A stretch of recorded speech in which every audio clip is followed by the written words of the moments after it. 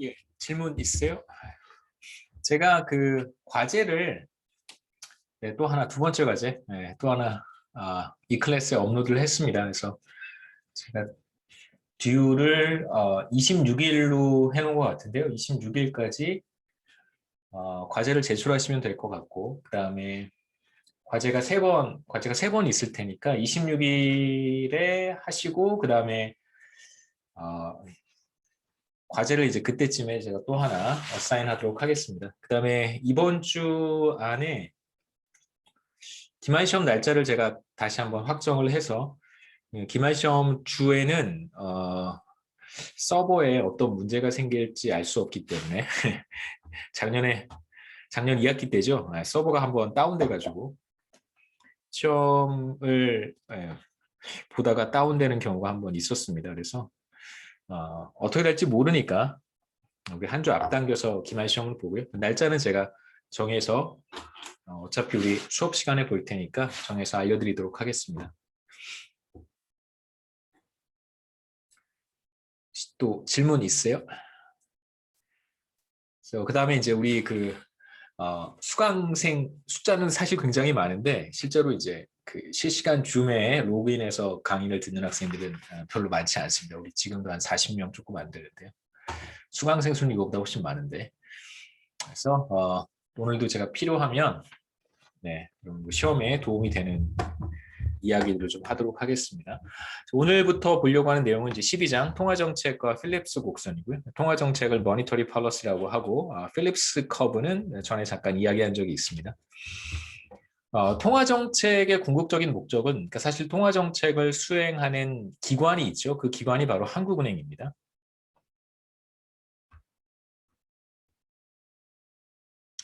그래서 각 국가의 이제 중앙은행이 통화 정책을 수행하게 되는데 궁극적인 목적은 한국은행법을 한번 보시죠. 제가 찾아놨는데 한국은행법을 보시면 1조 제 1조 1항 2항인가요? 네. 이렇게 한번 해보죠. 보시면 이제 제 1조에 한국은행법은 한국은행을 설립하고 뭐 등등등 그 다음에 목적이 있습니다. 국민경제의 건전한 발전, 그 다음에 물가 안정.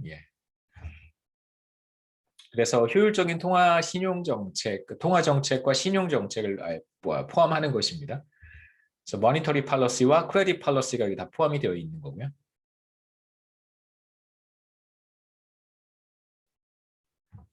그래서 물가 안정 첫 번째.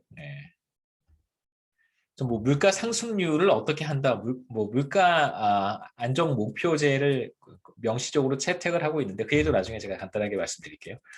물가 안정, 그 다음에 국민 경제의 건전한 발전. 이게 사실 경제 성장이라고 말할 수 있겠죠. 성장과 물가 안정의 목표를 두고 있습니다. 목적입니다.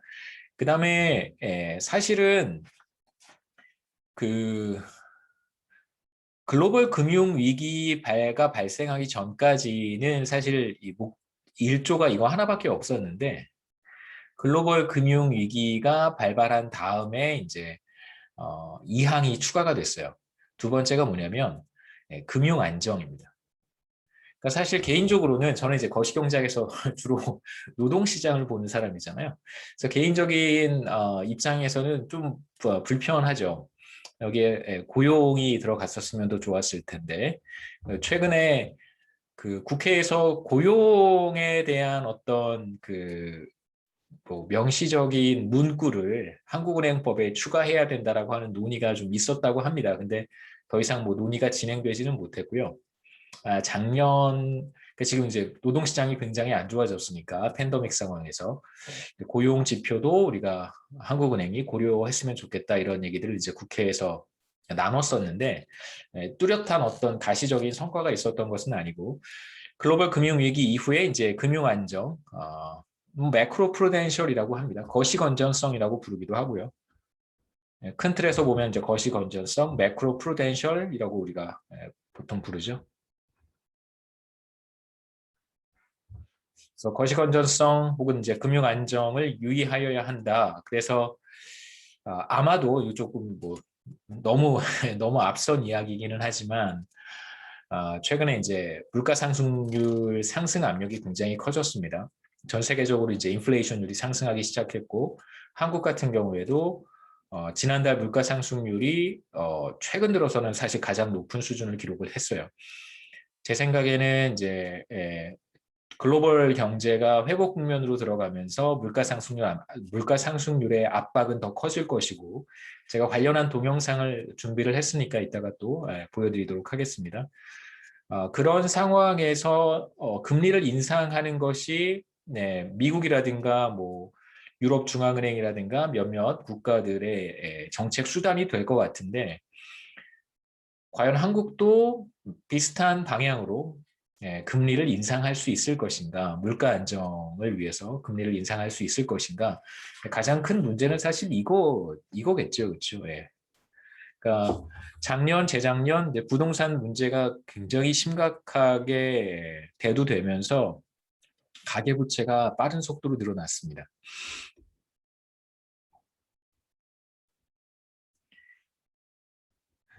부채 증가로 인해서 이제 금리를 인상할 경우에 가계의 이자 부담이 늘어나는 건 사실이고요. 네, 어쨌든 이제 그 금리를 그 팬데믹 상황 이전으로 이제 되돌리는 것이 중기적인 방향이 될 텐데 최소한 뭐 2년에서 3년, 길게는 이제 5년 내에 별다른 이슈가 없다면 거시경제 위기가 없다면 이제 이전 수준으로 금리를 되돌리는 것이 목표가 될 거예요. 그런데 이제 금융 안정이라고 하는 것을 두 번째 목적에 포함시켰기 때문에 사실은 쉽지 않은 의사결정이 될 것 같습니다. 물론 이제 이게 명시적으로 포함이 되지 않았다고 하더라도 뭐 금융 안정을 우리가 간과할 수는 없겠습니다만, 그래서 한국은행의 존립 목적은 물가 안정과 경제 성장, 그 다음에 최근에 포함된 금융 안정까지라고 우리가 얘기해 볼 수 있겠죠.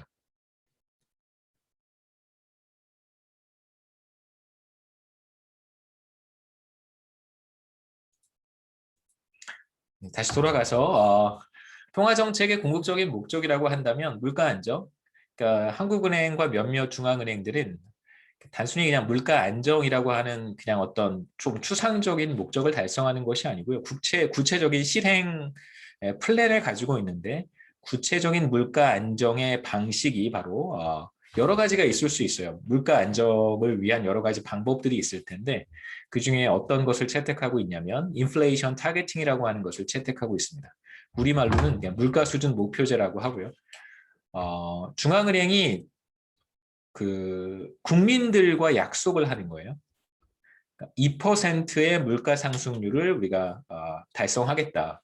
중장기적으로 2% 수준으로 인플레이션율을 유지하겠다라고 이제 퍼블릭에게 공표를 합니다. 그러니까 어나운스를 하고 이 수준을 지속적으로 이제 달성하려고 노력하는 것이죠. 이게 바로 뭐 특정한 형태의 물가 안정이라고 할 수 있고 구체적으로 이러한 정책의 이름을 물가 수준 목표제 혹은 인플레이션 타겟팅이라고 합니다.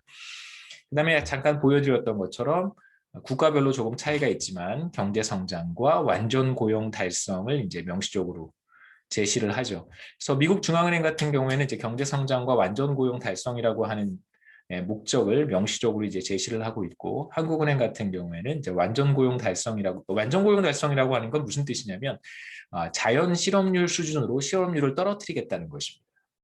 이거에 이제 대응되는 개념이 바로 자연 실업률이죠. 완전 고용을 달성하게 되면 당연히 실업률은 자연 실업률 수준으로 떨어질 거예요. 뭐 그 거시경제학의 여러 가지 이슈들 디베이트가 있었는데 이제 과거에는 물가 안정과 경제 성장을 동시에 달성하는 것이 이제 가능하다. 이거 디바인 코인시던스라고 보통 불렀거든요. 인플레이션 타겟팅이라고 하는 것을 적극적으로 추진하다 보면 그렇게 되면 이제 자연스럽게 경제 성장이 뒤따라온다. 거시경제가 안정화된다는 뜻이겠죠, 그렇죠? 거시경제의 변동성이 최소화되는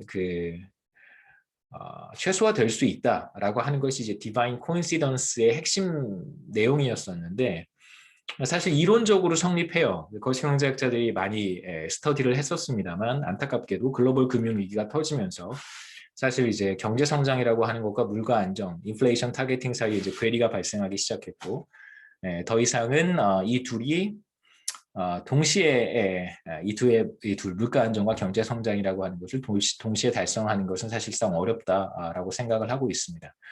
그다음에 이제 한국은행의 두 번째 목적의 두 번째에서도 말씀드렸던 것처럼 금융 안정이라고 하는 것이 이제 중요한 정책의 목표로 또 포함이 되었어요. 여기에는 뭐 거시 건전성도 포함이 되고 대표적으로 뭐 가계부채 문제라든가 이런 것들이 모두 포괄적으로 포함이 되어 있습니다. 그래서 금융기관들의 과도한 리스크 테이킹, 그 다음에 금융기관 간의 차입, 여기에는 이제 가계부채도 당연히 포함이 되고요. 그 다음에 이제 금융기관들 사이에 과도한 차입이 발생했습니다. 그런데 어떤 금융기관이 어떤 뭐 여러 가지 문제로 인해서 빌린 돈을 갚지 못하는, 상환하지 못하는 그런 상황이 벌어질 수 있겠죠. 그러니까 뱅크럽트 상황이 발생할 수 있습니다. 결국은 뭐 금융기관이 책임질 일이 크게 없다면 빌릴 수 있을 만큼 엄청나게 빌리고 그리고 나서는 그냥 뱅크럽트 해버리는 것이죠. 이런 이제 도덕적 해이 문제가 글로벌 금융 위기 상황에서는 빈번하게 발생했었습니다. 그래서 이제 중앙은행이 여러분 뭐 한국은행이 어떻게 정책을 하는지 알고 계시겠지만 금리를 인상하거나 기준금리를 인상하거나 인하하거나 동결하거나 혹은 뭐 공개시장 조작 정책이라는 거 뭐 나중에 말씀드릴게요. 뭐 그런 정책들도 있고 그 다음에 유동성 공급 뭐 이런 몇 가지 정책들을 통해서 거시경제 안정화를 위해서 노력을 하는데 대체로 이제 가장 중요한 정책 수단이 뭐냐라고 한다면 바로 금리겠죠. 기준금리. 사실상 금리 하나만을 정책 수단으로 사용하고 있는 상황이기도 합니다만 이렇게 하지 말고 금융시장의 어떤 전반적인 상황이라든가 뭐 지금 말씀드렸던 것처럼 거시 건전성 같은 것들을 이제 모니터링 할 필요가 있다라고 하는 주장이 글로벌 금융 위기 이후에 중요하게 제시가 됐습니다만 우리 같은 경우에 한국 같은 경우에는 한국은행의 그 감시 감독 기능이 사실 없어요. 그러니까 금융감독원이 새롭게 분리해서 떨어져 나가면서 예전에는 그 기능이 한국은행 내에 있었는데 새롭게 금융감독원이라고 하는 기구를 설립을 하면서 기존의 금융기관들을 모니터링하던 그런 기능들이 모두 다 한국은행으로부터 빠져나가서 금융감독원으로 다 이전했습니다. 사실상 한국은행에는 감시감독 기능을 그러니까 뭐 감시감독은 할 수 있죠. 뭐 들여다볼 수 있고 모니터링을 할 수 있는데 어떤 제재를 가한다든가 뭐 문제가 생기지 않도록 선제적인 어떤 수단을 조치를 취한다든가 이제 그런 어떤 실질적인 기능들을 수행하기는 어렵습니다. 이제 금융위원회 혹은 이제 금융감독원에서 거시건전성에 대한 이슈를 들여다보고는 있는데요. 또 이제 업무가 분담되다 보니 저도 사실 그쪽 분야는 잘 모르는 분야여서 제가 아는 범위 내에서만 말씀을 드릴 수 있을 것 같아요. 우선 이제 그 11장에서 살펴봤던 내용은 이제 IS 커브고요. 실질 이자율과 GDP 사이의 관계를 우리가 살펴봤고 그다음에 이제 여기에서는 통화정책 곡선이 무엇이고 그다음에 필립스 커브가 무엇인지 우선 통화정책 곡선부터 볼 텐데 이건 이제 다음 챕터에 가면 보다 더 구체적인 형태의 통화정책을 우리가 가정하겠습니다. 통화정책 곡선은 이제 명목 이자율과 실질 이자율 사이의 관계를 보여주는 것이고요. 그 다음에 필립스 커브는 GDP 갭과 인플레이션 사이의 관계를 보여주는 것이다. 그래서 간단하게 정리를 해보면 통화정책 곡선으로부터 명목 이자율과 실질 이자율 사이의 관계를 우리가 얘기할 수 있고요. 그 다음에 IS 커브로부터 실질 이자율과 GDP 갭 사이의 관계를 이야기할 수 있고 그 다음에 필립스 커브로부터 GDP 갭과 인플레이션 사이의 관계를 얘기할 수 있는 거죠. 그래서 간단하게 다시 한번 말씀드리면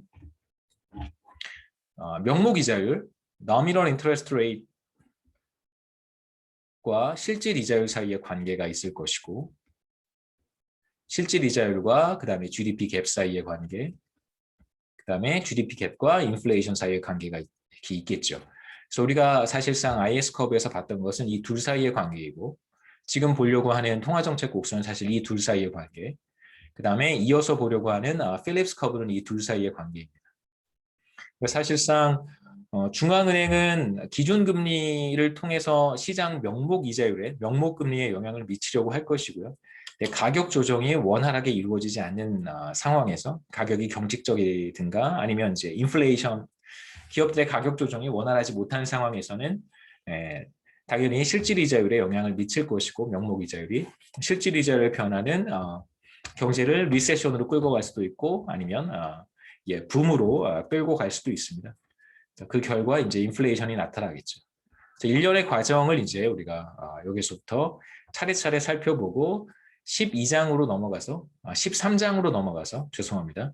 13장으로 넘어가서는 이제 하나의 단기 거시경제 모형 안에서 균형이라고 하는 개념을 통해 경기 변동을 다시 한번 살펴보도록 하겠습니다. 여기서는 이제 우선 명목이자율과 실질이자율 사이의 관계를 피셔 방정식을 통해서 살펴볼 거예요. 피셔 방정식 기억하실 것 같은데 명목이자율은 실질이자율에 기대 인플레이션을 더한 것이다. 혹은 실질이자율은 명목이자율에서 기대 인플레이션을 차감한 것이다. 이렇게 우리가 표현했습니다.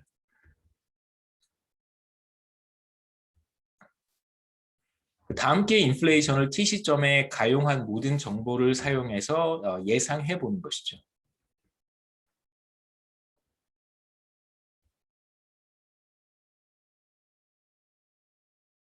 까지의 모든 정보를 사용해서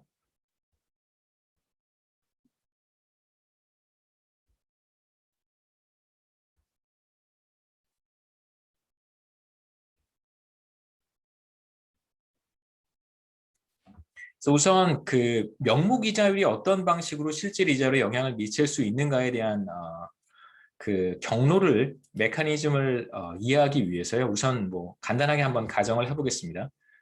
기대 인플레이션에 대한 가정은 우선 T기까지의 모든 정보를 사용을 해서 T 플러스 1기에 예상되는 물가 상승률이라고 할 수 있는데 편의상 다음 기회 물가 상승률은 이번 기회 물가 상승률과 같다고 사람들이 예상한다라고 한번 가정해 보죠.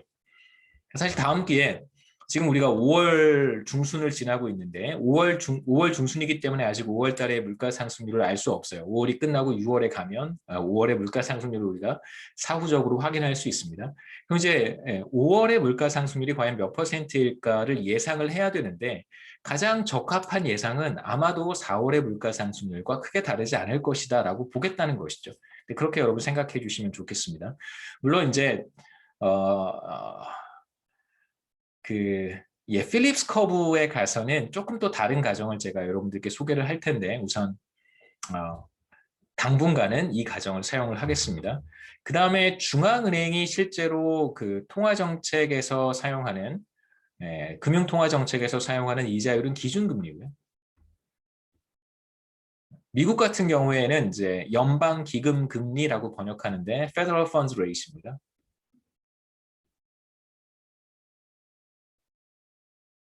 그래서 기준금리를 인상할 것인가 인하할 것인가 혹은 동결할 것인가에 따라서 이런 기준금리의 변화에 따라서 콜금리가 반응할 거고요.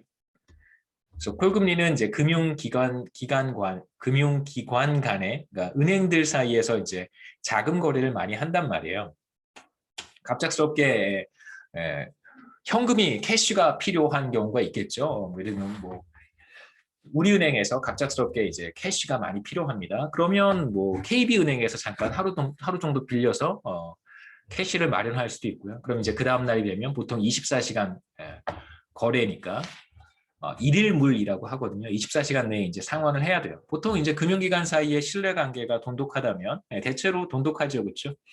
서로 의심하지 않으니까 은행이 뭐 우리은행이나 뭐 하나은행이나 KB나 이런 은행이 이제 신한은행이나 쉽게 망하지는 않으니까요. 예전에 망해서 새롭게 만들어진 은행들이 뭐 KB은행이나 이런 은행 새롭게 만들어진 은행이잖아요. KB, 뭐 우리은행 이런 은행들이 두세 개 은행이 서로 망해서 합병해서 생긴 은행이긴 합니다만 그래서 계속해서 이제 빌린 돈을 캐시를 연장하기도 해요. 그래서 콜금리에 영향을 미칠 것이고 기준금리는 콜금리는 다시 뭐 CD금리라든가 다른 명목 이자율에 영향을 미칩니다. 그래서 이제 우리는 사실상 다양한 명목 금리가 금융시장에 존재하지만 기준금리를 통해서 궁극적으로 다른 시장의 명목금리들이 영향을 받으니까 그냥 편의상 우리가 지금 보고 있는 이 명목 이자율 혹은 명목금리라고 하는 것을 중앙은행이 결정하는 정책금리 혹은 기준금리 이런 것들이 다 정책금리죠. 그렇죠? 이런 이제 팔러시 레이시라고 가정하도록 하겠습니다. 그래서 뭐 조금 비약적인 가정이긴 합니다만 결국은 기준금리가 바뀌면 콜금리가 바뀌고 CD금리가 바뀌고 국고채 금리가 바뀌고 줄줄이 이렇게 연결이 되어서 바뀌기 때문에 뭐 명목이자율을 중앙은행이 직접적으로 컨트롤한다라고 우리가 가정해도 큰 문제는 없고 거시경제학자들은 그렇게 가정을 합니다. 그다음에 이제 실질 이자율은 IS 컵에 나타나는 바로 그 실질 이자율이고요. 기대 인플레이션에 대한 가정을 잠깐 좀 굳이 제가 보충해서 설명한다면 T기에 T 시점의 물가 수준이 먼저 결정이 되고요. T 시점의 물가 수준이 T기 초에 먼저 결정이 되고 그런 뜻이라고 생각하시면 돼요. 물가가 결정이 된다라는 뜻은 이제 생산 활동을 하는 기업들이나 뭐 거래에 참여하는 많은 이제 거래 경제 주체들이 지금 5월 중순이니까 5월에 적용이 되는 이제 가격들을 미리 다 이렇게 결정을 하는 거예요. 5월 1일이 되면 5월 달에 어떤 가격으로 거래를 할 것인지 가격을 조정할 수 있는 그런 기업들, 결정할 수 있는 그런 경제 주체들이 가격을 다 결정을 해서 나타난 물가 수준이 바로 PT다 이렇게 우리가 이야기하겠다는 것입니다. 그러면 이제 PT를 중앙은행이 관찰을 하고 기준금리를 정책금리를 인상할 것인지 인하할 것인지를 이제 결정한다는 뜻이겠죠. 그러면 중앙은행이 정책금리를 조정하기 전에 기준금리를 인상할 것인지 인하할 것인지를 결정하기 전에 사실상 T 시점의 물가 상승률은 결정이 된 것이다라고 우리가 간주할 수 있습니다. 그러니까 T 시점의 물가 상승률은 그러니까 파이 T는 전기의 물가 수준으로 나누어주면 되겠죠. 물가의 변화분을 전기의 물가 수준으로 나누어주면 이게 바로 T-1기와 T기 사이의 물가 상승률이니까 PT가 5월 1일에 결정이 되면 그럼 5월 1일에 물가 상승률이 결정이 된 거예요. 그렇게 우리가 받아들일 수 있습니다. 그럼 이제 잠깐 제가 사실 여기서 말씀드리고 싶은 건 뭐냐면 중앙은행이 명목금리를 건드렸을 때 즉각적으로 실질 이자율이 반응할 수 있다는 걸 설명해 드리고 싶은 거예요. 자, 우선 피셔 이퀘이션으로 다시 돌아가서 요거 정리하고 가죠. 제가 좀 급하게 넘어가는 것 같아서. 자, 우선 중앙은행이 이자율을 조정하는 시점에서는 이미 T 시점의 물가 수준도 결정이 되었고 그다음에 물가 상승률도 T 시점의 물가 상승률 파이 T도 결정이 되어 있는 상태입니다. 그래서 파이 T가 먼저 결정이 되고 따라서 이어서 중앙은행이 기준금리 혹은 정책금리를 조정을 하겠죠. 그러니까 중앙은행이 정책금리를 조정하는 시점에서는 이미 물가 상승률이 결정이 되었다 또는 물가 상승률이 영향을 받지 않는다라고 우리가 가정하는 것입니다. 앞서 우리가 피셔 이퀘이션을 어떻게 썼냐면 실질 이자율은 명목 이자율 마이너스 기대 인플레이션이라고 했고요. 그런데 다음 기의 물가 상승률을 우리가 어떻게 예상하냐면 바로 이번 기의 물가 상승률과 다르지 않다고 사람들이 예상한다라고 가정을 했습니다. 그래서 실질 이자율과 명목 이자율 사이의 관계는 이렇게 표현할 수 있겠죠.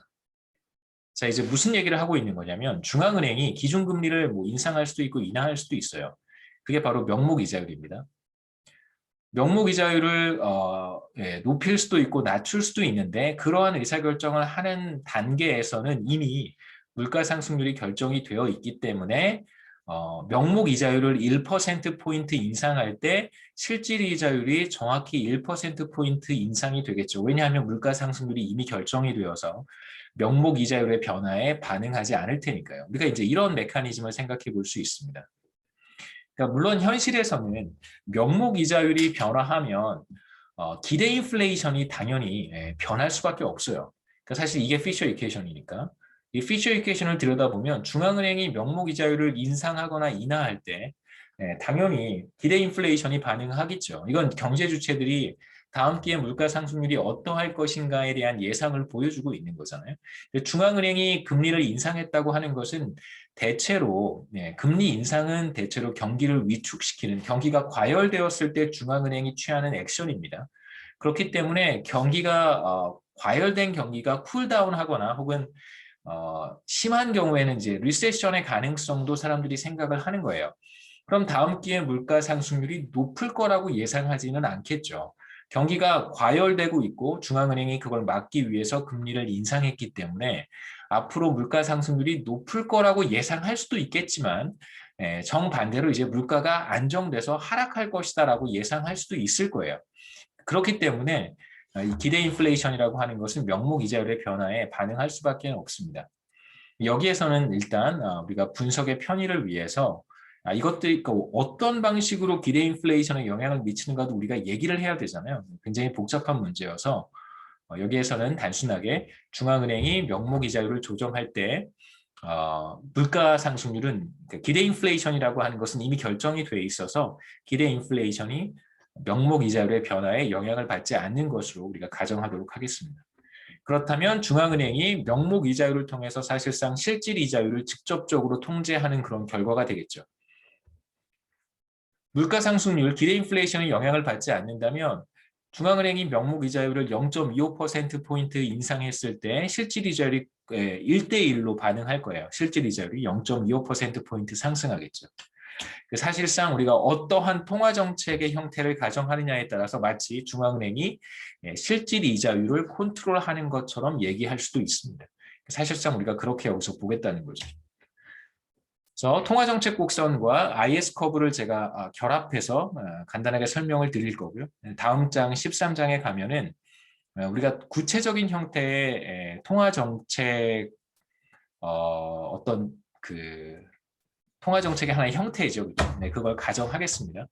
여기에서는 이제 통화정책 곡선이라고 하는 것과 IS 커브를 우리가 어떻게 결합할 수 있는지 한번 보시죠. 그래서 MP 커브는 간단하게 설명을 하면 결과적으로 명목 이자율을 통해서 중앙은행은 실질 이자율에 영향을 미치고 싶은 거예요. 거시경제 상황에 따라서 중앙은행이 선택하는 실질 이자율이다라고 우리가 이야기할 수 있겠죠. 그러니까 명목 이자율을 조정하는 건데 기준금리는 명목 이자율입니다. 그 의도는 뭐냐면 궁극적으로 실질 이자율을 건드리고 싶어서 그런 거예요. 그래서 실질 이자율을 선택하는 것이다라고 우리가 이야기할 수 있습니다. 그래서 실질 이자율 지금 예를 들어서 IS 커브는 이렇게 주어져 있고요. 지금 거시경제가 점 A에 있다고 한번 해보죠. 장기 균형 상태에 있습니다. 그리고 중앙은행은 실질 이자율이 중앙은행은 실질 이자율 RT가 장기 실질 이자율 R바와 같아지도록 명목 이자율 IT를 설정을 한 거예요. 중앙은행이. 누가 이렇게 했냐면 중앙은행이 이렇게 한 것입니다. 중앙은행을 제가 센트럴 뱅크라고 해서 그냥 CB라고 쓸 때도 있어요. 센트럴 뱅크의 이니셜입니다. 그 CB라고 쓰면 센트럴 뱅크라고 생각하세요. 그 센트럴 뱅크가 장기 실질 이자율이 죄송합니다. T 시점의 실질 이자율이 장기 실질 이자율과 같아지도록 선택을 한 것이죠. 그래서 이 직선이 바로 중앙은행이 선택한 실질 이자율을 보여주는 직선입니다.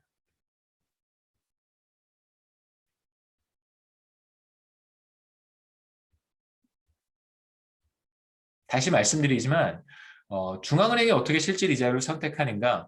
피셔 이퀘이션에 따라서 기대 인플레이션이 즉각적으로 조정이 되지 않는다면 명목 금리를 통해서 실질 금리를 컨트롤할 수 있습니다. 그렇기 때문에 마치 중앙은행이 실질 이자율을 선택한 것처럼 우리가 얘기할 수 있다는 거예요.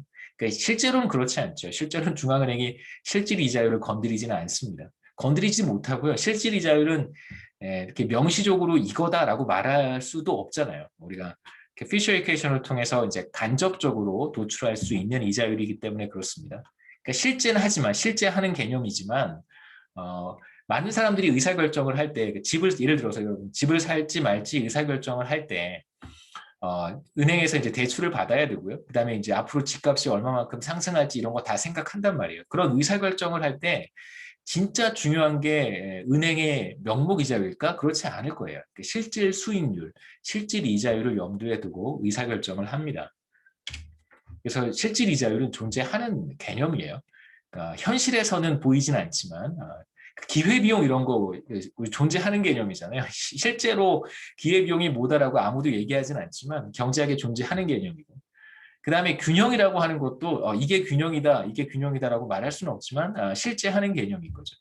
그래서 경제학이 사실 조금 어렵기도 한 것이, 경제학의 많은, 특히 뭐 거시경제학의 많은 개념들 가운데 실제하지 않는 것들도 있기 때문에, 실제하지 않는 개념들을 우리가 그러니까 현실에서 찾아볼 수 없는 거, 그러니까 실존하는 개념이지만 현실에 눈에 보이지 않는 것, 이런 거라고 생각을 하시면 좋겠습니다.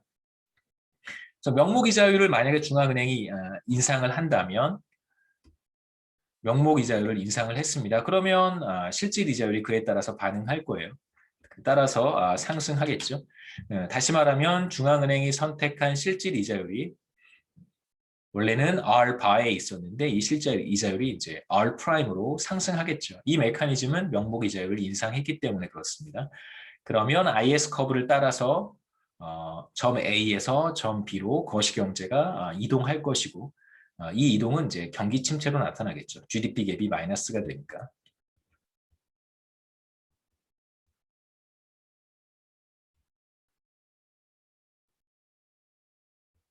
그래서 중앙은행은 이자율을 어떻게 선택하느냐에 따라, 중앙은행이 이자율을 어떻게 선택하느냐에 따라서 거시경제가 경기 침체로 들어갈 수도 있고 경기 과열 쪽으로도 갈 수 있습니다.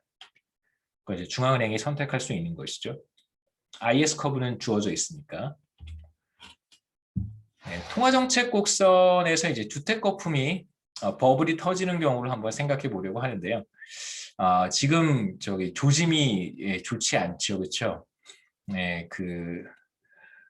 조금 우려가 되는 상황이기도 합니다. 어떤 부분이 좀 우려가 되냐면, 지난 3년, 2, 3년 동안 주택 가격이 엄청나게 빠른 속도로 상승하면서 가계대출을 통해서 뭐 주택담보대출이든 혹은 신용대출이든 가계대출을 통해서 주택을 구입하는 사람들이 굉장히 많고요. 그 다음에 이제 그 과정에서 주식시장까지 과열되면서 주가 지수가 크게 상승하면서, 또 어떤 사람들은 대출을 통해서 또 금융상품에 투자를 한 사람들이 있습니다. 그래서 가장 문제가 되는 게 뭐냐면 이게 정부의 정책을 비판할 수밖에 없는 부분이, 그러니까 부동산 시장이 과열되는 과정에서 주택담보대출에 대한 제약을 가했어요. 그래서 예를 들면 주택 가격이 얼마 이상인 경우에는 담보대출의 규모를 제한한다든가 상당히 강한 이제 규제를, 주택담보대출에 대한 규제를 시행을 한 거예요.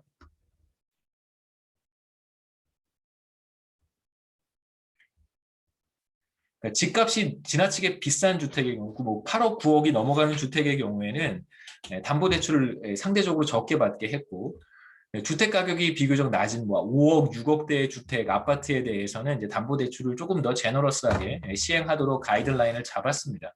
근데 생각해 보면 뭐가 문제가 될 수 있냐면, 주택 시장이 과열되는 상황에서는 either way 다 문제가 될 수 있겠지만, 우리가 조금 더 냉정하게 생각해 보면 고가의 주택을 구매하려고 하는 사람들의 이자 상환 부담 능력이라고 하는 것과, 그 다음에 4억, 5억 정도의 주택을 구입하려고 하는 사람의 그 이자 상환 부담, 이자 상환 능력이라고 하는 걸 비교해 보면, 당연히 고가의 주택을 구입하는 사람들의 경우에 주택 이자 상환 능력이 더 크다고 볼 수 있어요.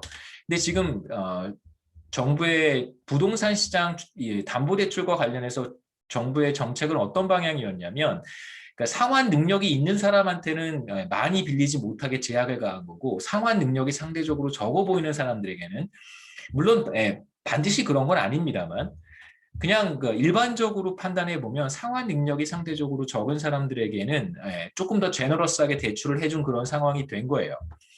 자, 그런데 문제가 뭐냐면, 이렇게 담보대출에 대한 규제를 가하는 과정에서 신용대출에 대한 규제는 없었어요. 신용대출은 저도 신용대출을 받고 있어서 신용대출은 뭐 직장이 있고 그다음에 연소득이 얼마 이렇게 뭐 어느 정도 있으면 뭐 은행에서 조금 높은 이자율로 대출을 해줍니다. 주택담보대출과 신용대출의 금리 차이가 좀 있어요. 신용대출의 금리가 조금 더 높습니다. 제1금융권 기준으로 보면. 그러니까 주택담보대출에 상당히 규제를 가하니까 사람들이 어떤 행동을 했냐면 주택 가격이 계속해서 상승하고 있었단 말이에요. 아파트 가격이. 그러니까 이 기회를 놓치면 주택을 구입하기 굉장히 어려워질 것이다라고 판단을 했을 것이고 또 한편으로는 지금 주택을 구입하면 추후에 상당히 높은 수익률을 얻을 것이라고 예상을 할 수도 있을 거예요. 여러분, 전 투기에 대한 이야기를 하고 있는 게 아니라 여러분도 그렇고 저도 그렇고 그것이 가장 합리적인 사고고 합리적인 선택입니다. 합리적인 의사결정 과정을 제가 말씀드리는 거예요.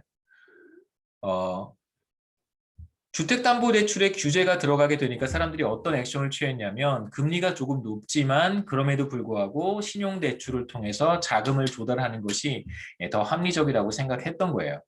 그러니까 차라리 주택담보대출에 대한 규제를 강화하지 않았었더라면 대출을 받은 신용대출로 일부 이동한 사람들이 있겠죠. 이 사람들의 이자 부담이 사실상 더 늘어난 거예요. 그냥 이 사람들이 주택담보대출을 조금 더 어떤 제약을 받지 않고 대출을 받을 수 있게 해줬었더라면 그만큼 높은 이자 부담을 질 필요가 없었겠죠. 지금 이제 이런 상황에서 물가 상승률은 계속 올라가고 그 다음에 중앙은행이 금리를 인상할 것이라고 하는 어떤 기조가 특히 이제 미국이라든가 유럽 지역을 중심으로 영국이라든가 이런 몇몇 국가들을 중심으로 금리 상승에 대한 시그널이 계속 오고 있단 말이에요. 그럼 이제 한국 같은 경우에도 그냥 내버려 둘 것이냐, 미국과 유럽의 어떤 금리 수준과 비슷하게 유지를 할 필요가 있지 않겠는가. 그 얘기는 나중에 또 기회가 되면 하겠습니다. 미국이 금리를 올리면 왜 우리도 따라서 올려야 되는가에 대한 이야기는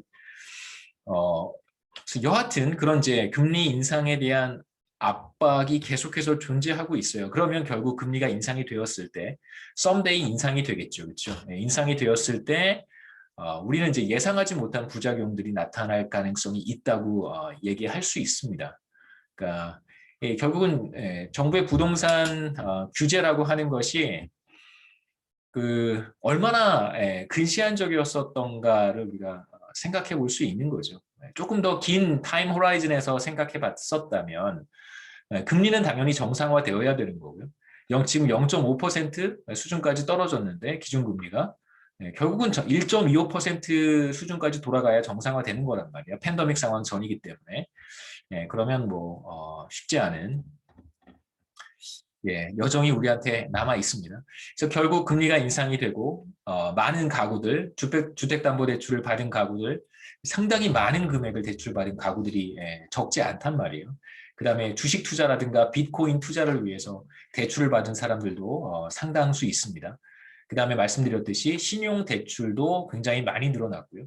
그러니까 좋은 직장을 가진 사람들은 1억 정도까지도 신용대출을 받을 수 있으니까요. 그러면 금리가 상승했을 때 이 사람들의 이자 부담은 사실 엄청나겠죠. 자, 이제 이런 일련의 과정을 통해서 주택 시장이 조정이 되는 상황을 생각해 볼 수 있을 거예요. 아파트 가격이 비교적 큰 폭으로 하락하는 상황. 그래서 주택 거품이 터지면서 터지는 상황을 우리가 총수요에 부정적인 충격이 발생한 것이라고 해석해 볼 수 있습니다. 그래서 IS 커브요. IS 커브의 충격을 우리가 총수요 충격이라고 부른다고 했습니다. 이제 여기에 마이너스 예를 들면 3% 충격이 발생한 거예요. 상당히 큰 충격입니다. 마이너스 3% 충격이 발생했어요. 그럼 이제 IS 커브가 안쪽으로 이동하겠죠. 그림에서처럼.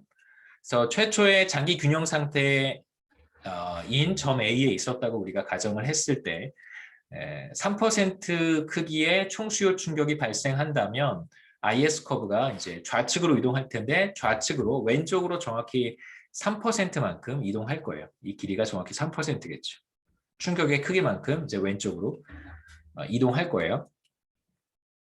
자, 이런 상황에서 중앙은행이 아무런 액션을 취하지 않는다면 팬데믹 상황도 사실 마찬가지였었던 거잖아요. 여러 가지 이제 충격이 발생했습니다. 선호 충격, 투자 충격, 그다음에 이제 대외 부문에서 발생한 수출 감소 이런 것들이 다 복합적으로 나타났었습니다. 그래서 IS 커브가 왼쪽으로 안쪽으로 이동했는데 중앙은행이 아무런 액션을 취하지 않는다면 실질 이자율을 장기 수준에 그대로 장기 수준에서 그대로 유지하고 있다면 리세션이 3%만큼 발생하겠죠. GDP가 이렇게 크게 하락할 것입니다. 주택 거품의 붕괴는 이제 소비 투자에 상당한 충격을 야기하는데요. 우선 뭐 주택을 판매하는 사람들, 집을 파는 사람들의 경우에 혹은 아파트를 판매하는 사람의 경우에 이제 상당한 자산 손실이 발생할 것이고요. 그 과정에서 뭐 당연히 소비가 가계 소비가 크게 위축되는 현상도 뒤따라올 거예요. 그 다음에 이제 주택 시장이 보통 크게 충격을 받게 되면 부정적인 충격을 받게 되면 신규 건설, 신규 주택 건설, 뭐 그와 관련한 건설 투자 같은 것들이 상당히 위축되겠죠. 그렇기 때문에 GDP가 크게 감소할 수 있습니다. 자, 이러한 상황에서 중앙은행이 금리를 이전 수준보다 낮은 수준으로 금리를 인하한다면 그러면 이제 실질 이자율이 장기 실질 이자율 수준보다 떨어질 테니까 투자가 늘어날 수 있겠죠. 그래서 단기에 경기가 회복되는 상황을 생각해 볼 수 있습니다. 자, 지금 점 B에 우리가 갔었고요. 이 상황에서 만약 중앙은행이 명목 이자율을 낮춰서 실질 이자율이 떨어진다면 IT를 인하해서 실질 이자율이 장기 실질 이자율 수준보다 더 떨어진다면 다시 말해서 IS 커브가 MP 커브가 죄송합니다. MP 커브가 이렇게 하락하는 것이죠. 이건 중앙은행의 금리 정책 때문에 이렇게 되는 거예요.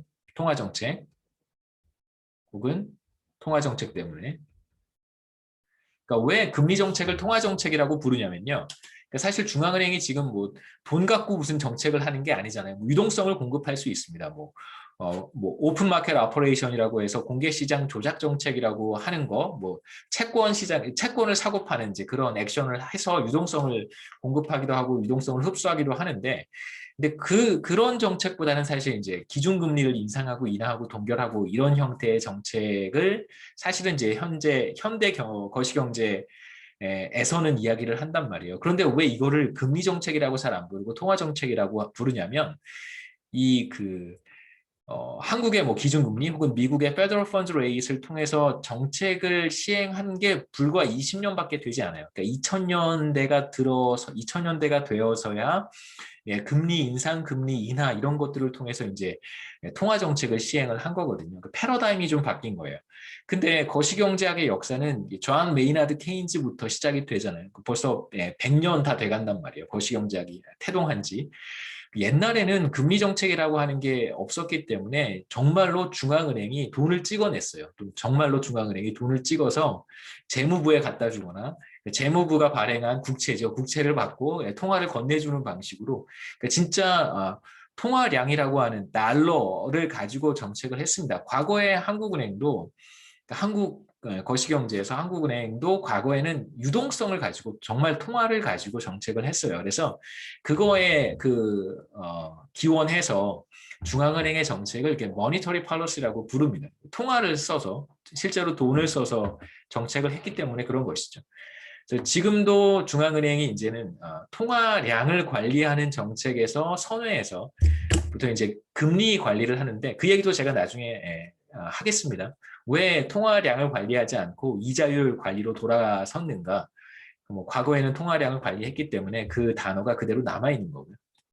그래서 금리 정책을 그냥 통화 정책이라고 부릅니다. 중앙은행이 실질 이자율을 떨어뜨린다면 머니터리 팔러시 커브가 이렇게 아래쪽으로 이동하겠죠. 그러면 잘 맞아 떨어진다면 재수가 좋으면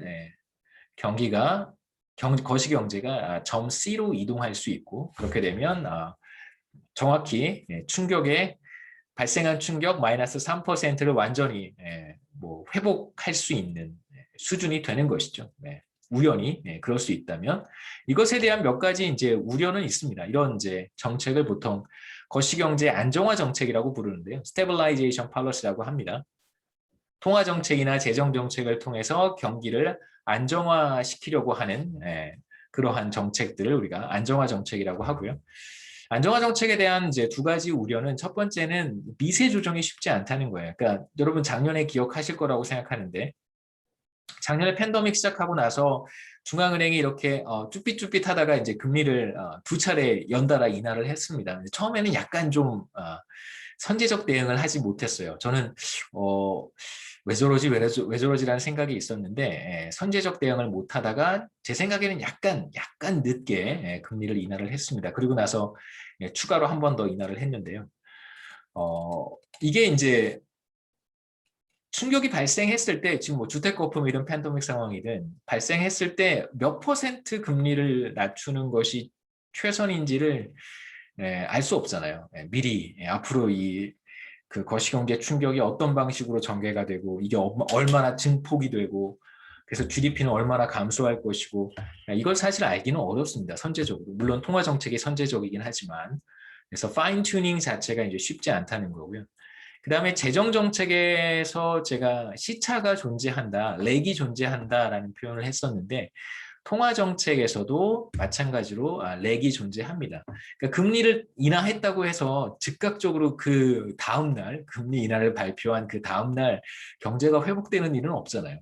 최소한 적어도 한 6개월, 한 2분기 정도, 길게는 뭐 한 2년까지도 렉이 있습니다. 금리를 인하한 다음에 그 효과가 나타날 때까지는 최소한 2분기, 3분기 정도의 시간이 필요하기 때문에 어느 정도의 그 최초 충격이 발생한 다음에 어느 정도의 이제 경기 침체는 피하기가 어렵다고 볼 수 있겠죠. 아무리 선제적으로 머니터리 팔러시를 수행한다고 하더라도.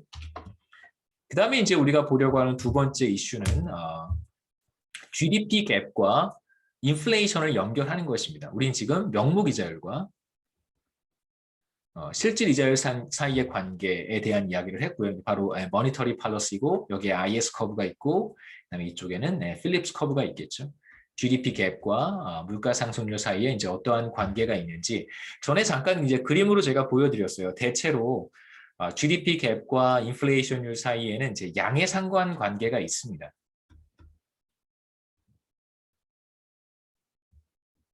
그래서 필립스 커브는 이 둘 사이에 양의 상관 관계를 보여주는 것이고요.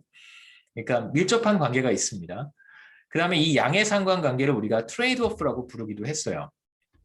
그러니까 경제를 과열 상태로 계속 끌고 가고 싶은 유혹이 있잖아요. 네, 집권당, 지금으로 하면, 지금 우리로 하면 이제 더불어민주당 혹은 대통령 입장에서는 경제를 계속해서 과열 국면으로 끌고 가고 싶어 할 거예요. 그래서 경제가 상황이 굉장히 좋으면 실업률도 막 최저를 기록하고 그다음에 뭐 GDP도 막 3%, 4%씩 막 성장하고 있다면 그러니까 지금 제가 말씀드리는 성장이라고 하는 것은 솔로우 성장 모형이나 라모 모형에서의 성장은 아니에요. 그건 이제 사실 R&D라든가 혹은 총 요소 생산성의 증가로 인해서 나타나는 것이고 그러니까 이게 이제 경제를 과열시켜서 그러니까 뭐 공장의 가동률도 최대한 끌어올리고 일을 하지 않던 사람들이 이제 막 일을 하고 경제가 이제 과열되어서 장기 트렌드로부터 이렇게 위로 막 벗어나는 경우죠. 계속해서 위로 벗어나 있는 상태를 유지하고 싶을 거예요. 그 이유는 또 한 번 집권하고 싶기 때문에 그런 것이죠. 정치인들의 최우선 목표는 당선이잖아요. 그렇죠? 두 번째 목표는 재선이고.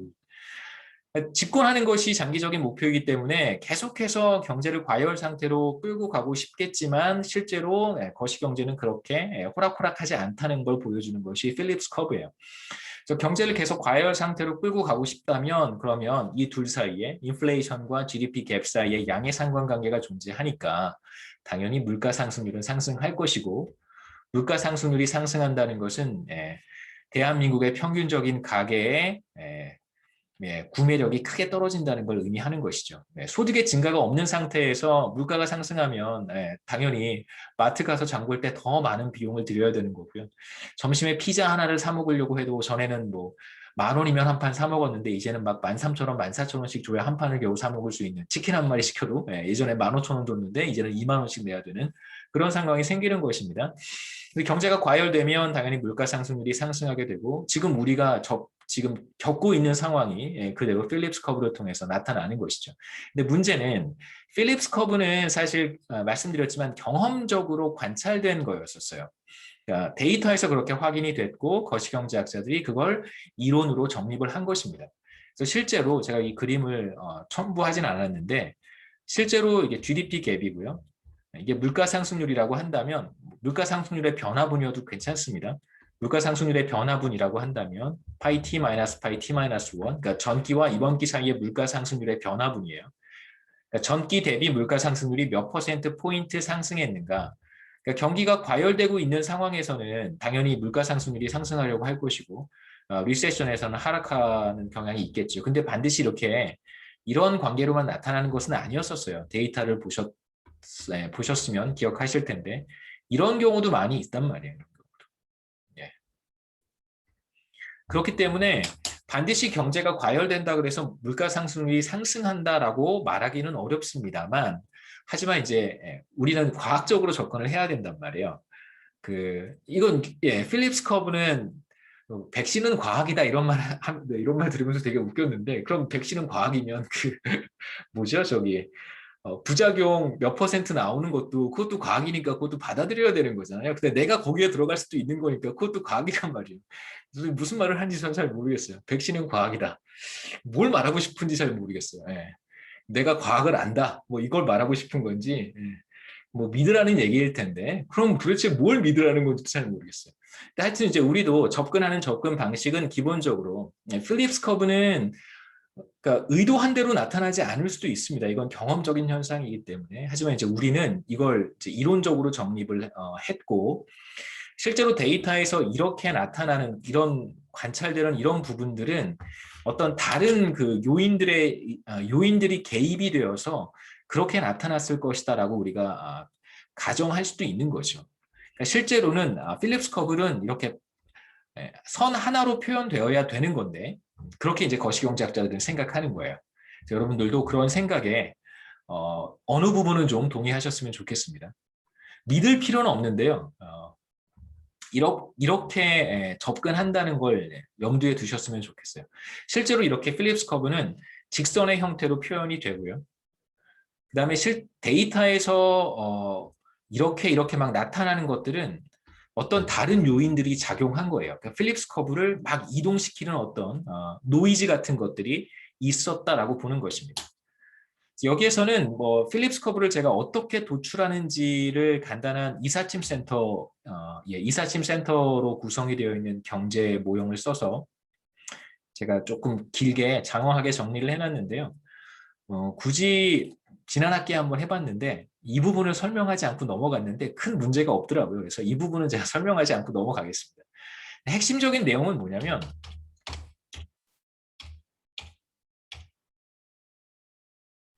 핵심적인 내용은 그러니까 필립스 커브가 어떻게 도출되는 것이냐면 경험적으로 관찰은 되지만 경제 주체들의 어떤 최적화 결과물로 우리가 필립스 커브를 도출할 수 있어요.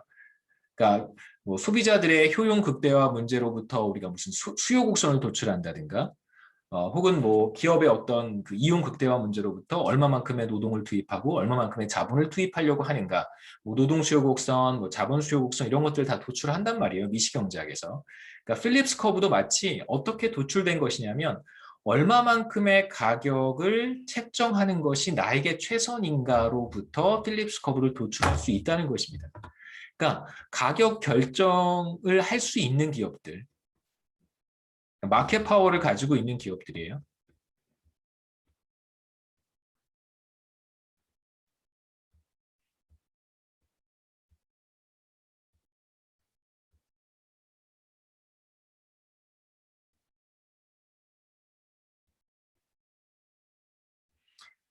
그러니까 가격 결정, 그러니까 완전 경쟁 시장에선 기업들이 주어진 가격을 받아들여야 되지만 예를 들면 뭐 독점 기업만 생각해도 독점 기업은 가격을 자기가 결정한단 말이에요.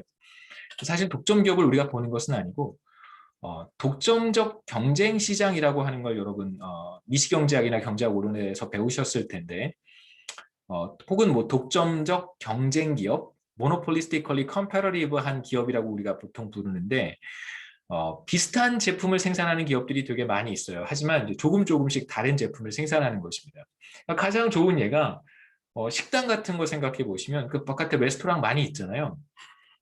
그 식당 같은 경우 생각해 보면 같은 메뉴, 뭐 햄버거 같은 경우 같은 햄버거지만 햄버거마다 조금씩 다르단 말이에요. 뭐 맥도날드나 버거킹 이런 거 빼고 뭐 요즘 수제 햄버거 만드는 데도 굉장히 많으니까요. 그러니까 버거집 가보면 버거가 조금씩 다 달라요. 그러니까 버거집마다 자기가 판매하는 햄버거의 가격을 결정할 수 있어요. 물론 너무 높은 가격을 책정하면 사람들이 잘 안 오겠죠. 그 햄버거를 굉장히 좋아하는 사람들만 오겠지만 대충 이렇게 다른 햄버거 가게에서는 뭐 그 얼마씩 받는지 대충 이렇게 살펴본 다음에 이제 우리 버거는 얼마나 받을 것인지 이렇게 결정을 할 거예요. 그러니까 자기가 판매하는 제품에 대한 어느 정도의 독점력이 있다고 보는 것이죠. 그래서 비슷한 제품이지만 차별화된 제품을 생산하는 기업들 우리가 독점적 경쟁 시장에 있는 기업이라고 이야기를 하고 그런 기업들은 자신이 판매하는 제품의 가격을 결정할 수 있는 능력이 있습니다. 그걸 이제 우리가 마켓 파워라고 하죠. 시장 지배력이라고 합니다. 그걸 어떻게 필립스 커브에 접목시킬 것인가? 중요한 것은 가격을 한번 결정을 하면 조정하는 것이 쉽지 않은 경우도 사실 있어요. 뭐 여러분 흔히 뭐 여러 뭐 햄버거 집도 마찬가지고 햄버거 집에서 가격 그렇게 막 빈번하게 조정하지 않잖아요. 뭐 미용실 같은데 헤어컷, 헤어샵 같은데 가셔도 머리 하는데 이번 달, 다음 달, 한 두세 달에 한 번씩 미용실 가더라도 그렇게 뭐 가격이 빈번하게 바뀌지 않습니다. 그런데 이제 문제는 뭐냐면 한 번 바뀔 때 확 바뀌죠. 그렇죠? 이제 헤어샵에 헤어컷 가격을 크게 한번 올릴 거예요. 그 타이밍이 된 것 같아요. 헤어컷의 가격을 올릴 것입니다. 대략 뭐 얼마에서 얼마로 올릴지는 잘 모르겠지만 분명히 올릴 거고요. 햄버거 가격도 분명히 올라갈 거예요. 반드시 올라갑니다. 한 번 올릴 때 어떤 의사결정을 하냐면 가격 조정이 빈번하지 않다는 것을 기업들도 알고 있어요. 뭐 왜 그런지에 대한 설명은 또 제가 좀 할 수는 있는데 너무 시간이 많이 걸리니까 가격 조정이 그렇게 빈번하지는 않죠. 계속 가격을 빈번하게 조정을 하면 그게 비즈니스에 있어서 그렇게 좋은 비즈니스는 아니라고 해요. 그다음에 이제 경제학자들의 생각은 고객들과의 어떤 약속도 있잖아요. 기업과 고객과의 약속이 또 있습니다. 그 다음에 이제 메뉴 코스트 관점에서 접근을 할 수도 있어요. 메뉴 코스트 관점에서 접근을 하면 가격을 계속해서 조정하게 되면 메뉴판을 다 매번 새로 바꿔야 되고요. 그 다음에 인터넷 쇼핑 같은 경우 이제 요즘 활발하니까 인터넷 쇼핑 혹은 이제 뭐 다양한 소스 같은 곳에 가격 조정도 다 한꺼번에 해줘야 돼요. 물론 이제 알고리즘이라든가 프로그래밍이 잘 되어 있기 때문에 그렇게 어려운 문제는 아니겠지만 빈번하게 가격 조정을 하는 것이 기업 입장에서는 좋은 선택은 아닐 수 있습니다. 그래서 가격 조정이 빈번하지 않은 상황에서 가격을 한번 조정할 때 얼마만큼 가격을 조정할 것인가를 생각해 보면 헤어샵 생각해 보시고요. 햄버거집 생각해 보세요. 가격을 이제 올릴 찬스가 됐어요. 올릴 수 있는 기회가 왔어요. 그럼 얼마나 올릴까요? 다음에 또 올릴 수 있으니까 그걸 생각해서 조금만 올릴까요? 아니면 앞으로 가격 조정이 당분간 쉽지 않을 거라고 생각해서 1년치, 2년치를 한꺼번에 올리려고 할까요? 아마도 후자일 거예요. 적어도 1년 기간 동안 이번에 한번 조정을 하면 당분간 가격 조정이 어렵다고 생각을 하면 앞으로 1년, 1년 반 뒤에까지 생각을 해서 미세하게 가격을 조정하는 것보다는 한 번에 점프하는 방식으로 가격 인상이 크게 나타날 가능성이 높습니다. 그래서 기업은 어떻게 가격 결정을 하냐면 앞으로 예상이 되는 물가 수준, 가격 수준, 당분간 가격 조정이 어렵다는 것을 감안을 해서 가격을 조정하려고 하겠죠. 그 다음에 두 번째 중요한 것은 뭐냐면 독점적 경쟁 기업의 특징은 자신이 판매하는 버거의 수요가 늘어나면 버거를 먹고 싶어하는 사람들이 더 많아진다고 하면 당연히 가격을 인상할 유인이 생기겠죠. 예. 뭐 우리가 판매하는 어떤 수제 버거에 대한 수요가 막 늘어나고 있어요. 그럼 당연히 가격을 더 얹어서 받으려고 할 거예요.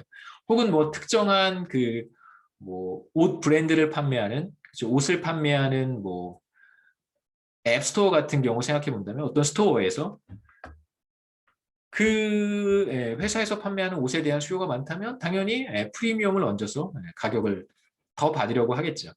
그래서 우리가 지금 이야기하고 있는 어떤 필립스 커브의 형태는 이삿짐 센터의 이그젬플이긴 한데 이사 수요가 있으면 당연히 이사 가격을 더 높이 책정을 하려고 할 거고요.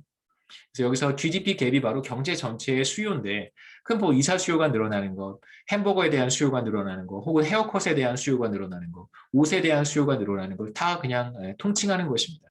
그러니까 GDP 갭이 늘어나면 당연히 모든 기업들이 자신이 판매하는 제품의 가격을 인상하려고 할 거예요. 물가 상승률이 상승하겠죠. 그래서 베타가 0보다 큰 값입니다. 이 베타가. 그 다음에 이제 말씀드렸듯이 여기에는 미래에 대한 기대가 반영이 되어 있어요. 그러니까 앞으로 내가 가격을 결정할 때 당분간 가격 조정이 어렵다고 생각하기 때문에 미래에 예상되는 가격까지 현재에 다 반영을 하는 거예요. 미래의 가격이 높아질 거라고 생각한다면 전반적인 물가 수준이 높아진다고 생각한다면 그걸 다 반영해서 현재 가격을 인상하는 것입니다. 그래서 두 가지 컴포넌트가 있습니다. 예상 인플레이션과 우리가 2시 45분까지죠. 네. 예상 인플레이션과 그다음에 경제 전체의 수요가 T 시점의 인플레이션에 영향을 미치게 돼요. 그러니까 우리가 여기서 이제 도출할 수 있는 필립스 커브가 이런 형태고 이러한 필립스 커브를 우리가 뉴 케인지언 필립스 커브라고 부릅니다.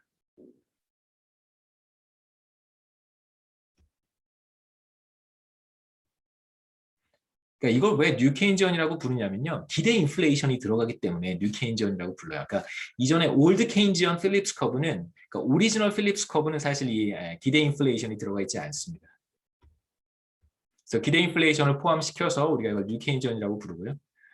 이제 조금 더 일반화된 형태의 필립스 커브는 이렇게 쓸 수 있어요. 그냥 뭐 참고하시면 좋겠습니다. 이게 이제 일반적인 형태의 필립스 커브고요. 그다음에 이삿짐 센터의 이그젬플로부터 제가 도출하는 필립스 커브는 이제 이런 형태를 가져요. 그 두 곡선의 차이점은 여기에 이제 이 경우에는 람다라고 부르죠. 람다가 0이라고 할 수 있습니다. 그러니까 뉴 케인지언 필립스 커브에서는 람다가 0인 경우라고 볼 수 있겠죠. 우선 뭐 여기에서 시작하든 여기에 시작하든 뭐 큰 차이는 없고요. 우리는 어떤 필립스 커브를 사용하려고 하냐면 우리가 사용할 필립스 커브는 아니에요. 일반적인 필립스 커브입니다. 그래서 일반적인 필립스 커브를 보시면 이건 이제 미래에 예상되는 물가 상승률도 현재에 반영을 하고 경제 전체의 총수요도 현재 물가 상승률에 반영을 하고요. 기업들이 그렇게 액션을 취하니까 경제 전체에 실현되는 물가 상승률이라고 하는 것이 표출이 되는 것이죠. 물가 상승률이 변하는 이유가 뭐겠어요? 모든 경제 주체들이 그렇게 행동했기 때문에 나타나는 하나의 결과물이란 말이에요. 그 다음에 이제 여기 있는 것은 지난기의 물가 상승률도 현재 물가 상승률에 어느 정도 영향을 미친다는 뜻입니다. 그래서 우리가 사실 사용하려고 하는 필립스 커브는 이런 형태예요. 적응적 기대를 뭐 이런 형태입니다. 그래서 우리가 사용하려고 하는 필립스 커브는 이런 모습을 갖습니다. 다시 돌아가서 이걸 우리가 어떻게 저스티파이 할 수 있을지를 한번 생각해 보죠. 우리가 사용하려고 하는 필립스 커브는 GDP 갭과 경제 전체의 총수요라고 할 수, 전반적인 수요 상황이라고 할 수 있겠죠. 그 다음에 과거의 인플레이션 레이트에 의해서 결정된다. 그러니까 사실 미래에 예상되는 물가 상승률이 현재 인플레이션에 영향을 미치지 않습니다. 그래서 뉴 케인지언 필립스 커브를 우리가 사실 뭐 고려하는 것이 맞기는 좋기는 한데 이제 그러다 보면 좀 어려워져서 우리 교과서에서도 이제 기대 인플레이션을 그렇게 좀 중요하게 반영하지는 않습니다. 뭐 어떻게 이걸 저스티파이 할 수 있을까? 여러 가지 생각해 볼 수 있는데 가장 좀 설득력 있는 것은 이제 적응적 기대를 가정하는 거예요. 그래서 다음 기에 예상되는 물가 상승률은 지난 기에 실현된 물가 상승률과 같을 것이다라고 사람들이 생각한다는 것입니다. 기업들이 생각한다는 것입니다. 원래 적응적 기대, adaptive expectation이라고 하는데요. 이건 rational expectation이 나오기 전까지 케인지안 매크로 이코노미스트들이 사용했던 기대의 한 형태라고 할 수 있어요. 그러니까 합리적 기대에다가 출연하기 전에 사용했던 개념입니다. adaptive expectation은 T 플러스 1기에 다시 말하면 지금 5월 달에 물가 상승률이 아직 실현되지 않았잖아요. 5월 달에 물가 상승률을 우리가 어떻게 예측할 수 있을까? 이게 5월이라고 생각하시고 이게 4월이겠죠. 4월의 물가 상승률, 3월의 물가 상승률, 2월의 물가 상승률, 과거에 쭉 실현된 물가 상승률의 과거에 현재 및 이게 4월이 현재라고 한번 해보죠. 현재가 5월 달이긴 하지만 현재 및 과거 물가 상승률의 가중평균이 바로 어댑티브 익스펙테이션이에요. make sense 하죠, 그렇죠? 예. 근데 이건 사실 rational expectation 관점에서 보면 make sense 하지 않은 거예요. 그러니까 지금까지의 모든 정보를 이용을 해서 미래를 예상하는 것이지, 그러니까 사실 어댑티브 익스펙테이션은 현재 및 과거의 모든 인플레이션에 영향을 미친다. 예, 사실 갑작스럽게 엄청난 변화가 생겨서 중앙은행의 스탠스가 완전히 바뀌었어요. 중앙은행이랑 정부랑 앞으로 완전히 이상한 정책을 펼칠 것이라고 하는 믿음이 팽배해요. 그러면 이런 어댑티브 익스펙테이션은 더 이상 우리가 고려할 가치가 없죠. 현재 및 과거의 물가 상승률은 더 이상 의미가 없는 거예요. 정책의 어떤 패러다임이 완전히 달라진다면. 그러니까 사실 어댑티브 익스펙테이션은 그러한 앞으로 정책의 어떤 획기적인 변화, 레짐 스위칭 이런 것들을 반영하지 못하는 한계가 있어서, 그래서 과거에 많은 비판을 받았고 잘 쓰지 않는 개념이기도 합니다만 우리 교과서에서 나오니까 제가 설명을 해드릴게요. 지금 이제 우리가 사용하고 싶은 어댑티브 익스펙테이션의 형태는 뭐냐면 얘만 픽하겠다는 거죠. 얘. 앞서 우리가 피셔 이퀘이션에서 어떤 가정을 한 거냐면 이런 가정을 했었단 말이에요. 다음 기회 물가 상승률에 대한 기대값은 뭐냐면 이번 기회 물가 상승률이다 라고 우리가 가정을 했었습니다. 그 얘기는 바로 A0만 1이고 나머지는 다 0이라고 보는 것이죠. 얘만 1이고 나머지는 다 버리는 그런 가정이고, 지금부터 우리가 사용하려고 하는 필립스 커브는 어떤 형태냐면 나머지는 다 버리고요. 우리가 얘만 픽하겠다는 것입니다. A1만 1이고 그렇죠? 나머지는 다 제로라고 이제 보겠다는 것입니다. 그래서 이 가정이 얼마나 설득력이 있는가에 대한 문제는 좀 문제의 여지가 있어요. 그러니까 이렇게 접근하지는 않습니다만, 그러니까 우리가 이제 이런 특수한 형태의 어댑티브 익스펙테이션을 가정하게 되면 스페셜 케이스죠. 가정하게 되면 이제 필립스 커브를 조금 더 쉽게 다룰 수 있다는 장점이 있어서 이런 형태의 이제 필립스 커브를 사용하도록 하겠습니다. 그래서 어댑티브 익스펙테이션, 뭐 뉴케인전 필립스 커브에서 시작하셔도 괜찮고요. 여기에서 시작하셔도 괜찮습니다. 일반적인 형태. 뉴케인전 필립스 커브에서 출발한다면 기대 인플레이션 텀이 하나 있고 그 다음에 GDP 갭에 얼마나 반응할 것인가가 포함이 될 텐데, 이제 기대 값을 우리가 지난기에 실현된, 현재도 아니고 지난기에 실현된 물가 상승률이라고 보겠다는 것입니다. 그래서 만일 GDP 갭이 0이라면 장기 균형 상태에 있다면 이번 기의 물가 상승률은 지난기의 물가 상승률과 같아지겠죠. 이게 0이라면. GDP 갭이 제로여서 장기 균형 상태에 있다면 우리가 어떤 상황을 갖게 되냐면 물가 상승률은 지난기와 같아집니다. 물가 상승률은 일정해지겠죠.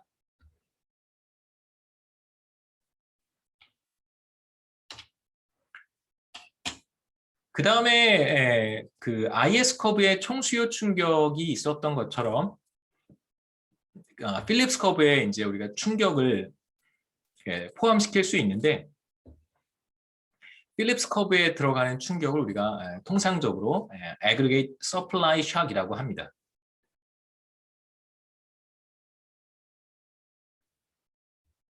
총 공급 충격이라고 불러요. 그러니까 왜 그러냐면 필립스 커브가 거시 경제의 총 공급 곡선이 돼요. 얘가 바로 총 공급 곡선이에요.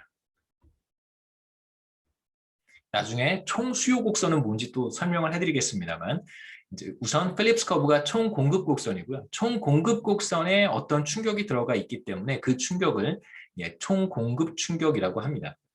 그래서 당연히 이제 필립스 커브는 기업들의 의사결정 결과, 가격을 얼마만큼 인상할 것인가, 얼마만큼 조정할 것인가에 대한 의사결정의 결과물로서 우리가 얻는 것이기 때문에 필립스 커브는, 거기엔 당연히 기업의 의사결정에 영향을 미치는 요소들이 있겠죠. 그렇죠? 네.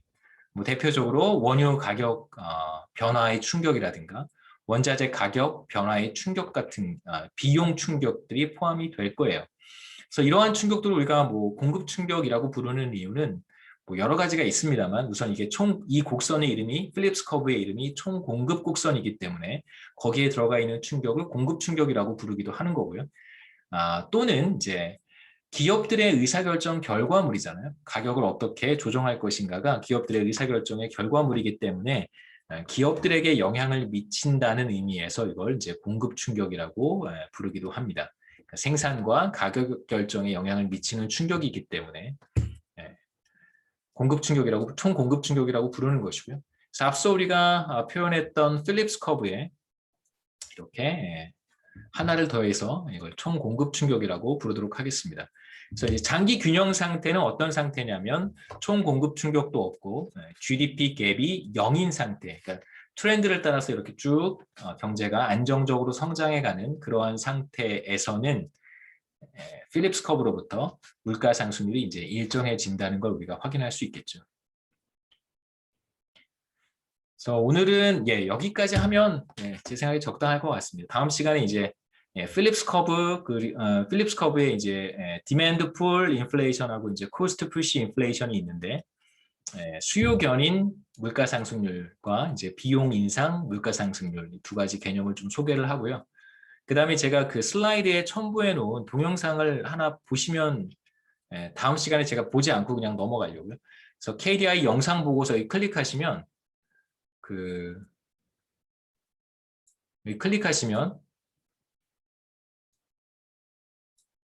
이렇게 영상으로 이동할 수 있고 이것도 한번 보시고요. 그 다음에 이어서 다음 페이지에 이건 사실 그 재작년 제 기억에 2019년 거고요. 19년 그 영상이고 최근에 올라온 게 이제 이 두 번째 영상입니다. 이거는 제 기억에 지지난주인가요? 한 2주 전에 KDI 영상 보고서 제작된 건데 이것도 마찬가지로 이 타이틀 클릭하시면 가셔서 영상을 볼 수 있습니다. 그래서 이 두 가지 영상을 미리 한번 시간이 되실 때 보시면 제가 그 두 가지 영상 관련해서 간단하게 커멘트를 하고 그러고 나서 이제 계속해서 필립스 커브에 대한 이야기를 하도록 하겠습니다. 질문 있어요?